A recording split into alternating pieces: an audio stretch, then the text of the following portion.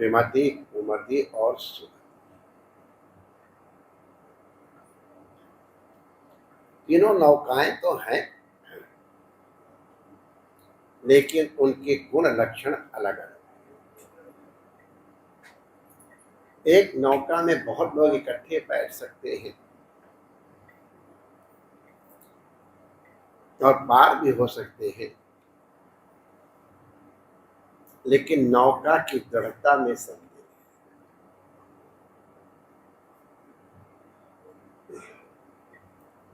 दूसरी नौका है जो नाविक के सहयोग से नाविक एक एक को पार करता है, और एक ऐसी नौका है जिसमें नाविक नहीं है, सवार को अपने आप ही नाव चला के चलना है।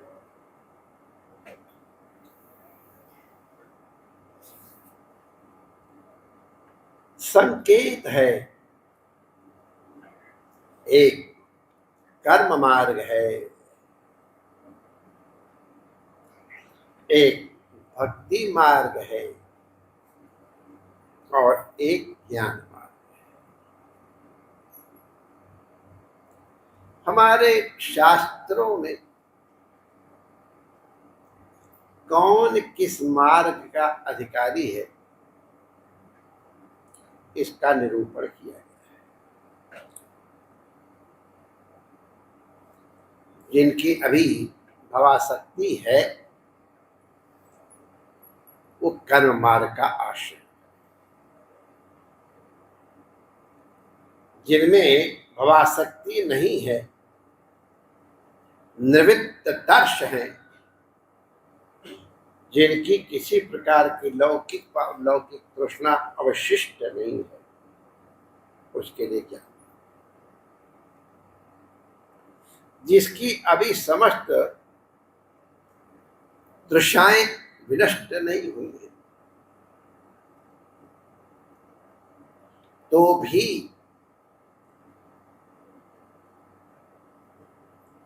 कल्याण की कामना है,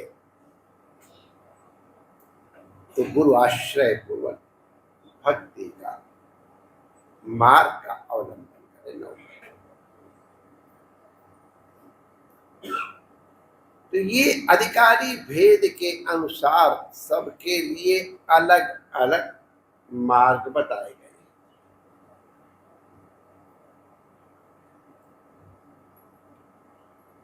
इन मार्गों में भी चाहे भक्ति मार्ग हो और चाहे निवृत्ति ज्ञान मार्ग हो,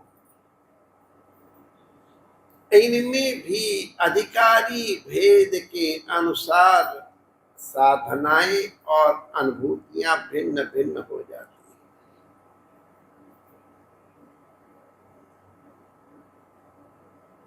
अनंत जन्मों के संस्कार हैं अंतःकरण में, अनंत जन्मों की वासनाएं हैं अंतःकरण में। नाना प्रकार की वासना से वासित अंतःकरण नाना प्रकार के भिन्न भिन्न प्रकार के उपचार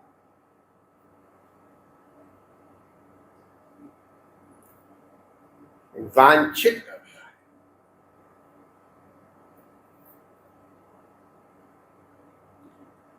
एक ही औषधि है। अब हमारे ब्रज में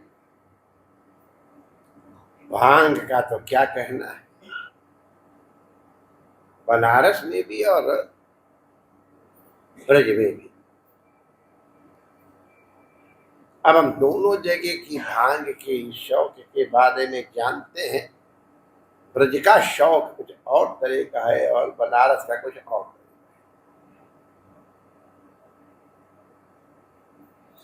लेकिन भांग, वैसे तो भांग में बहुत भेद हैं, एक हमारे आदरणीय चतुर्वेदी जी थे, वो हाथ में लेके मुंह में डालते कहते ये आसाम की भांग है, ये हिमाचल की है, ये उत्तराखंड की है, इस ऋतु में संचित की गई है। उनको ये भी मालूम। और कितने बड़े भंगर शब्द हमको उनके लिए प्रयोग करने में संकोच हो रहा है। भांग के कितने बड़े नैष्ठिक भक्त थे। उनकी भांग को धोने की विधि अलग थी।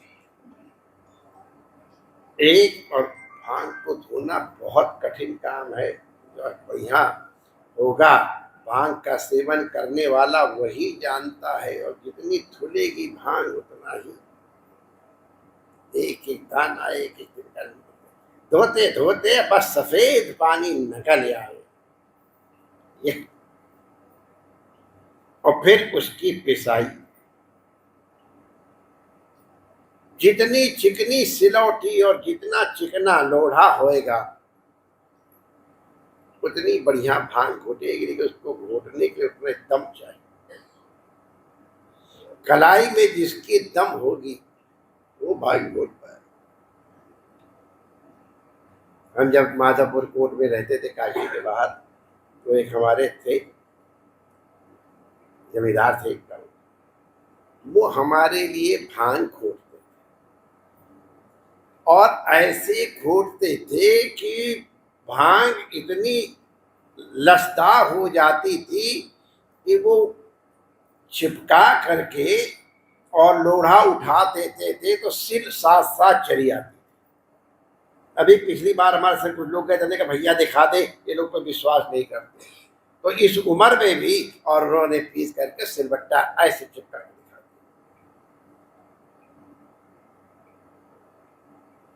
उन आदरणीय चतुर्वेदी जी की भांग छानने का समय निश्चित था। पता नहीं 11:52 की 56, इसी तरह का था, हमको ठीक से याद नहीं है। माने 1 मिनट इधर से उधर नहीं होगा। उतने बजे तो उनकी भांग छन गई। और उसका परिणाम क्या होता है, अब वो तो इतना कट्टर सेवा करने वाला होगा भांग समझेगा। आप अनुभव करके देखना, आप अपने लिए इसको इस तरह देखो, जो अपने भजन करने का समय जितना निश्चित करता है उसके जप का फल उतना ही अधिक बढ़ता जाता है। रोज 5 माला फेर रहे हैं, लेकिन अगर वही 5 मालाएं हम कहें कि भाई हम तो सवेरे सवेरे जपेंगे, तो उसका महत्व बढ़ जाता है। वही माला अगर वो कहे महाराज हम तो 8 से 9 के बीच में बैठ जाते हैं, कभी उसमें प्रमाद नहीं होता, उसका फल बढ़ जाएगा। अगर हम 8:11 पे जब शुरू कर देते हैं, 8:11 माने अपना अपना अनुकूल 13, 15, 20 जो भी हो, लेकिन to the minute correct time निश्चित हो जाए, उस जप का बहुत अद्भुत प्रभाव होता है। और हमने ऐसी भी साधक देखे हैं, उनका जप करने का time to the second correct होता है। इतने बज के इतने मिनट इतने सेकंड। अब हम आपसे क्या बताएं उसका क्या अद्भुत प्रभाव होता है। बॉडी की एक साइकिल बन जाती है, और वो बॉडी की साइकिल उतना ही अधिक प्रभावशालिनी हो जाती है। थोड़ा भी जप विशेष हो, समय निश्चित है, आसन निश्चित है, दिशा निश्चित है, स्थान निश्चित है, ये सब के सब जप के फल में सहयोग, उनका परिणाम अलग अलग। ये तो आप लोग अपने हाथ में करके देख लो। हाथ का कंगन देखने के लिए शीशा थोड़ा चाहिए, इधर पर तो हाथ सामने दिखाई पड़ रहा। हर प्रकार के साधक के लिए अगर एक जप की ही बात हम कहें तो सबके लिए जप परिणामदायक तो है, लेकिन प्रभाव अलग अलग। और जब आज भांगई के पीछे पड़ गए हैं तो भांग का ही उदाहरण देते हैं। हमारे छानने वाले तो हमारे परिचित ही हैं। एक आध देखा है हमने, वो भांग पी के एकदम सीरियस होकर बैठ जाएगा, ध्यान करने बैठ जाएंगे, माला फेंक एकदम गंभीर। और वहीं को दूसरे जो हंसना शुरू करेंगे, हे भगवान, उनकी हंसी रुकती ही नहीं, और जितना ही उनको रोको उतनी हंसी और बढ़ती है। और कहीं 2 या 3 इकट्ठे हो गए तो भगवान ही रक्षक है। एक बार का तो हमारा भी अनुभव है, इसलिए मैं जानता हूं। चुप कर, चुप, और जितना चुप करो तो चुप वो तो नहीं होगा, अपना ही हंसना शुरू। जब भांग खा करके कुछ लोग हंसना शुरू किए माई डियर, तो फिर लगाम ही नहीं, भांग वही है। कई लोग अगर गाना शुरू करेंगे तो क्या राग गाते हैं माई डियर। मैं 2-4 जनों का नाम जानता हूं, लेकिन काहे को उनकी कौन पड़ती है, ऐसा बढ़िया राग गाते आदमी झूम जाए भांग के नशे में। वाह, उनके गले के और गंभीर कहो कि स्वर में कहो, अद्भुत परिवर्तन आ जाता। और खुदा न खाता अगर कोई रोने लग गया तो भांग खा के रोने वाले को चुप करना भी मुसीबत है। कई लोग कविता लिखते हैं, कई लोग चित्र बनाते हैं, जैसा नहीं था, कई लोग ध्यान में मस्त हो जाते हैं। भांग वही है, लेकिन उस भांग का प्रभाव अलग अलग है। और भांग खा करके अगर कहीं माल छानने में लग गए, अब ये तो अनुभवी व्यक्ति बताएगा, हाथ रोकना मुश्किल, ऐसा टेस्ट आता है कि हाथ रुकता ही नहीं। तो कोई खाने में लग गया तो खाने में, कोई गाने में लग गया गाने में, कोई नाचने में लग गया, जो जिसमें लग जाए वह भांग भवानी उसको। तुम्हारा जप माई डियर इसी प्रकार का है। आप जप को किस भाव से अनुष्ठित कर रहे हैं। हमारे यहाँ शास्त्रों में विनियोग है। विनियोग का तात्पर्य एक ही मंत्र है, उसको विनियोग माने किस संकल्प के द्वारा या किस संकल्प के पूर्ति के लिए अनुष्ठान कर रहे हो, उसका फल अलग अलग हो जाएगा। भगवत प्रीत्यर्थे जपे विनियोगः, और दूसरी चीजों के लिए भी है। भिन्न भिन्न विनियोग के कारण वही मंत्र का जप अलग अलग फलदायी हो जाता है। एक ही मंत्र छंद और इनके अंतर भी किसी किसी, अब वो अनुष्ठानिक है, अब प्रसंग चल गया है तो बता देता हूं। गायत्री मंत्र जिनको अधिकार है, विशेष विशेष कामनाओं के लिए गायत्री जप की विधि अलग अलग है।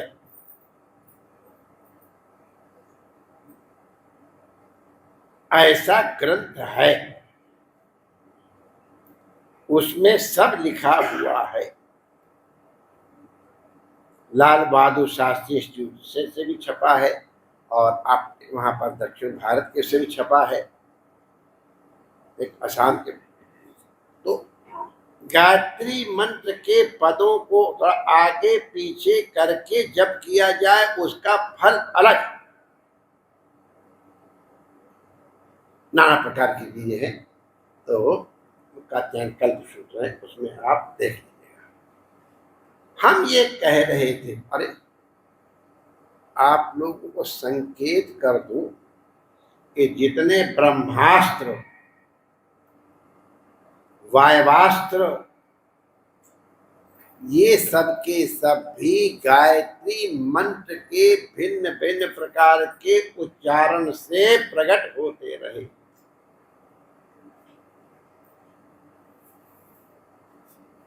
तो तात्पर्य क्या है, ये बताया गया कि मंत्र की शक्ति असीम है,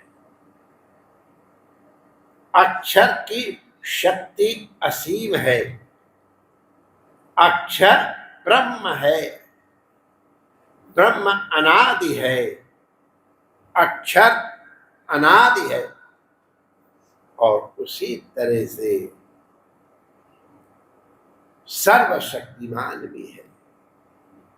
सब कुछ जप की साधना से प्राप्त किया जा सकता है। आपके अंतःकरण के ऊपर, आपके पूर्व संस्कारों के कारण एक ही मंत्र विभिन्न प्रकार का फल देता है। ये तो आप लोगों ने सुनी लिया है। हमने बताया था कि एक दा शब्द का उच्चारण एक समय में एक गुरु के द्वारा किए जाने पर उसका परिणाम अलग अलग है। यही कारण, तो कोई नाच रहा है, कोई गा रहा है, कोई हंस रहा है, छान रहा है, किसी की नकल करने की चेष्टा मत करो। तुम कौन सा जप कर रहे हो हमको बता दो। अगर तुमको अपने गुरुदेव पर विश्वास है तो किसी से पूछने की आवश्यकता नहीं। अगर है भी, अगर वो मंत्र आपको बता रहा है और उसके मुंह से थोड़ा अशुद्ध मंत्र निकल गया, तो आप जीवन भर अशुद्ध मंत्र का जप करेंगे और उसका परिणाम कुछ भी हो सकता है। बताने वाले ने तो सही सही मंत्र बताया, लेकिन आपने सुनने में किस प्रमाद कर दिया, उसका भी फल अलग होता है। इसीलिए प्रायः लोग अपना मंत्र बताते नहीं, कोई छिपाने की बात नहीं है। हमने तो बताया उसके हित के लिए, लेकिन उससे कुछ गलत प्रयोग हो गया तो उसके जो अपराध का हिस्सा बताने वाले को भी मिलता है। ध्यान रहे। तो आप अपनी साधना अपने अंतःकरण के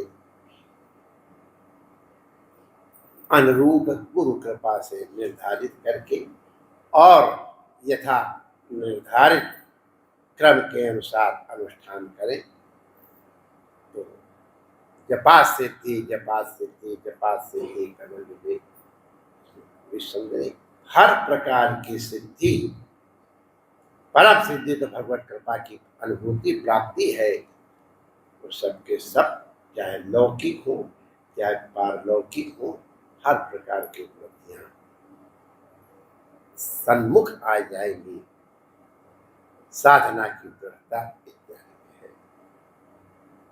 आपकी श्रद्धा और विश्वास उसमें परम सहयोगी होगा। परमात्मा आप सबका मंगल करे। जय श्री कृष्ण।